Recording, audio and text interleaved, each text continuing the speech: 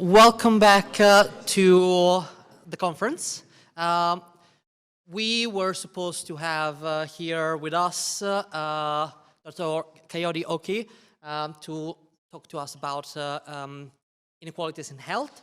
Unfortunately, he is not feeling well, but because it's been fantastic, he actually spent last night recording the talk, and so we're going to have a sort of virtual talk as well here. If you are online, I've sent you the link, but you'll also be able to see it in the stream. So whichever you prefer. Okay. Hello, my name is Kayode Oki, and I am a newly qualified doctor, which is very exciting. Firstly, I am so sorry I am not able to be here with you today. I'm not feeling too great. I'm on sexual leave now from work. I'm sick. So, yeah. I'm recording this presentation from home, and I hope you guys enjoy it. This is the first presentation I've done since I've been qualified, so it's quite exciting that I get to actually call myself a doctor and talk about medicine, and it's legitimate. It's weird, but okay, let's do a deep dive into my presentation. So this is about intersecting identities in medicine, and if you're looking at the slides, if you're able to see the slides, that's me there in the slides. So I decided to add a photo of myself just so you can see what I look like. I think it's really important that this denotes that this is about intersecting identities, not intersectionality. So intersectionality is a term coined by Kimberly Crenshaw in 1989 because feminist literature up until that point did not really take into account the black woman experience. I am not here to claim space that isn't mine. I have several intersection identities. Being a black woman is not one of them. Being black is one of my identities. Being queer is one of my identities. So, yeah. So, I'll be talking about intersection identities as it pertains to medicine. So, in medicine, in the last couple of years, people have been really hot on things to do with equality, diversity and inclusion across the learning environment as well as in the workplace. I've included 3 of my favorite charters or reports in medicine on the slide. So the first one is a charter for medical schools to help them address racial harassment. GLAD created another charter on so-called LGBTQ conversion therapy, and finally the BMA as well as GLAD created a report about sexual orientation and gender identity within the medical profession. And I think these are so important because it gives us a certain direction that we should be going in when tackling these issues. However, as with everything, there are problems. When we think of someone who is racist or sexist or homophobic or transphobic or the isms and phobias, this is our idea. The problem is that people always want to hear about the extreme situations, so being spat in the streets, the extreme examples of racism being called the N-word. But what we are less willing to recognize are the subtle things that people do to contribute to a hostile environment. It's so easy to turn our noses at Mick from the pub with his problematic views, but how willing are we to confront our generalized anti-blackness? How willing are we to confront our generalized misogyny? So I think let's take a look at the somewhat more subtle ways that these things happen, and I'm gonna go through 2 case studies from one medical school that has signed up to all these charters that I've spoken about earlier. Let's start off easy and simple. I'm going to call this the anatomy of waywardness. So in this slide, you can see big and bold, this is lived experience. Alright, sis, we hear you. So this is someone's lived experience as a doctor working in an obstetric setting. So that is women who are pregnant.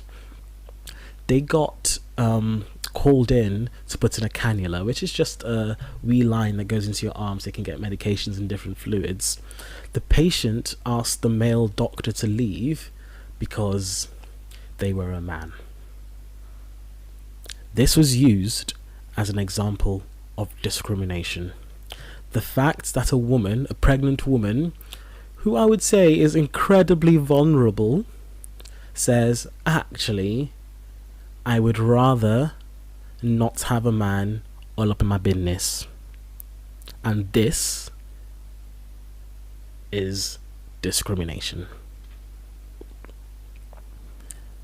Next, we're going to go to my favorite. Again, another lived experience. So, a 49-year-old black female patient attended A&E having slipped and fallen on ice. They were seen by a nurse practitioner, and this woman could not stand without pain in her knee. When they touched the knee, it was really, really painful. When the nurse tried to examine the knee, the patients became obstructive, hit nurses away, declined the knee examination, and said, I have been in Scotland for a very long time. I do not want to be seen by an English nurse. I want to see a Scottish nurse. And then walked out of the department. So to summarize, a black woman with a knee that was so painful that she couldn't stand. It was very painful to touch, and in her anger, in her racism, she stormed out. She took that broke up knee and walked out of the building. This was used as an example of racism against English people. So there are some prompting questions in this slide. So there's what is the issue? So the issue is that this black woman was racist to an English nurse, and how should this situation be handled is the next prompt. So can I just remind people that this woman, in her anger, in her racism, had walked out on her gammy knee out of the department. She has left the building. So some people might say, you know what, the issue has been solved. Right?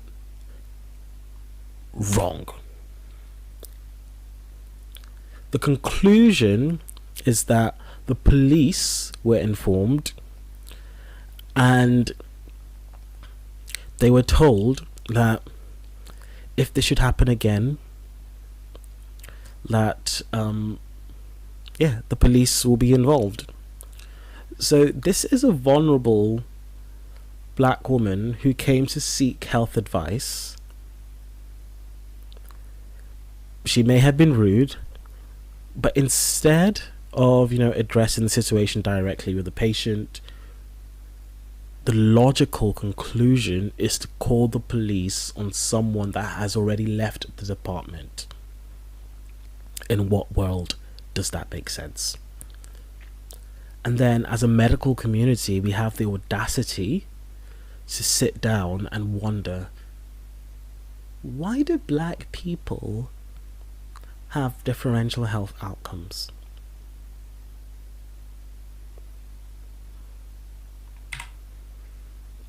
Anyone who knows me knows I love a good story. So just like the previous case studies, I think it's time for me to talk about my lived experience. I think this slide is hilarious, but when I've showed it to my friends, they haven't laughed. So I sincerely hope people are laughing, because like this is an ABBA song, What's the Name of the Game? And I changed it to, What's the Name of the Game? No? Alright, okay. Well, just so you know, I had to re-record this several times because I found this bit really, really funny. So, my lived experience. I was running in a national election for an organization. Said organization had recently created seats or positions specifically for ethnic minorities or BAME people. And I noticed two very, very visibly white candidates were running as BAME. I raised this with one of the individuals and I got reported to said organization. Apparently, I made them question their identity. I bullied and I undermined them. And for me, the finale, I put them in hospital. So let's go back to that previous scenario where they called the police on that poor black woman who had already left the department. Apparently my words highlighting that, maybe this is a space that you shouldn't be occupying, made someone end up in hospital. Like, I know I'm good, but I'm not that good.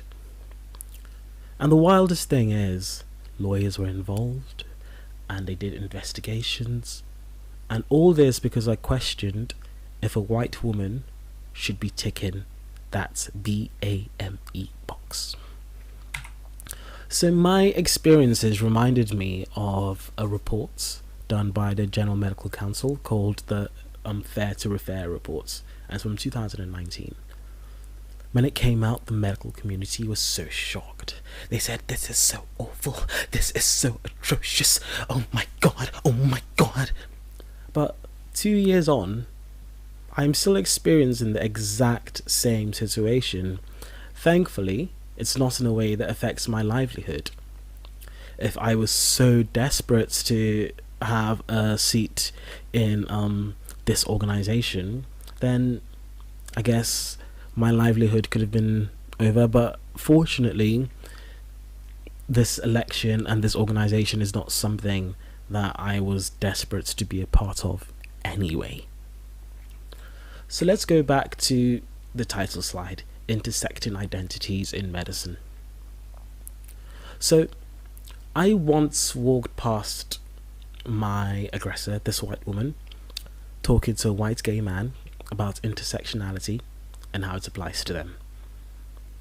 Again, intersectionality is a really useful analytic framework, but I don't think it necessarily applies to everything. And I think about this situation that I personally experienced. I, a black queer man, was put against a white Eastern European woman. In the investigation by the lawyer, I was immediately positioned as the aggressor, and she was positioned as a fragile white woman who needed to be protected at all costs. They assert that I should have been aware of whatever health conditions that this woman had. So when calling out nonsense or highlighting nonsense, I should have taken that into consideration. So a woman that I do not know, I am supposed to appreciate intimate details of her personal life. And I just sat there thinking, am I a plank of wood? So this is leading us to the finale, to our conclusion. I think all this work is so important, but we need to remember that, number one, science does not exist in a vacuum. Scientists, healthcare professionals are part of society. So in this situation with my aggressor, this is a woman who is very much part of society and was very, very willing to weaponize her white womanness like that. Again, in the slides from the teaching sessions from that unnamed medical school. I think we can give them the benefit of the doubt and say they were well-meaning. However, they used those sessions to present their own viewpoint and their own experiences and presents that as discrimination. Which leads me to my second point. We need to leave social sciences to the social scientists. I know I'm literally sat here doing a presentation about intersecting identities, but I think there's a key difference. I've literally just spoken about my own personal experience and how it pertains to different theories. However, I think it's important that I or other people who aren't well versed in these areas, we do not position ourselves as experts. I am not an expert. This presentation is literally to spark conversation, to spark thought, and this isn't all the information. Go and do your own research. And finally, if there are any medics in the audience, we need to have a more biosocial perspective when it comes to dealing with the patients. I think that scenario where the police was called on that black woman is so scary. We know that black people die in police custody all the time. Why are we teaching our students how best to kill people? That's it from me.